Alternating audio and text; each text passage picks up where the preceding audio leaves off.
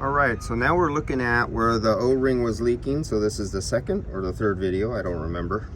But remember, okay, this would be the new one, or I have a green one, it's a new one.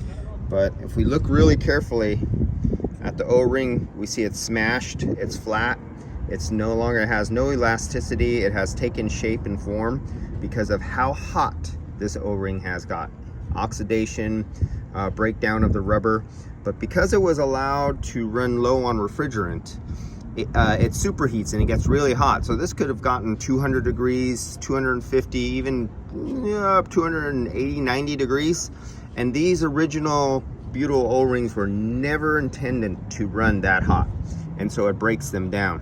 And if you look inside, you can see how dry it is in there because there was no oil return. When you allow the vehicle to run low on refrigerant, it sweeps the oil with vapor refrigerant out of the compressor. It gets logged up in the evaporator and it doesn't return to the compressor, and that's what you get. That's why it's so dry.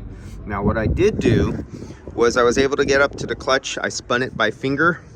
I was able to get one finger on the clutch and just move it, and it easily moved with the slightest move. So that's not 100%, but that'll easily, there was no bind in it. I was able to do 360 degrees and it's really smooth. So we might get lucky here and the compressor might be in shape. But this particular compressor, sometimes when they would overheat, the rings would peel off in little threads. And those threads would come down the tube and they would go and they get right inside. You see those two tubes?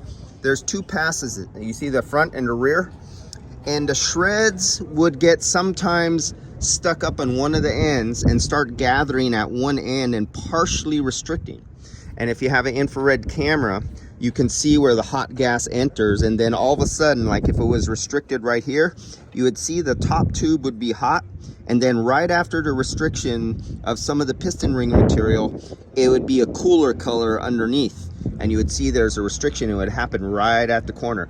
Now these are the small 6mm tubes, and they had more of a tendency to plug up with piston ring material, but still work. There was still some flow, but there would be a little bit of problem. So I'm gonna put the new O-ring, we're gonna put this back together, high pressure nitrogen test, then do a micron vacuum decay test, and we'll see if we pass those two. If we pass those two, we'll jump into refrigerant. All right, I'll be back.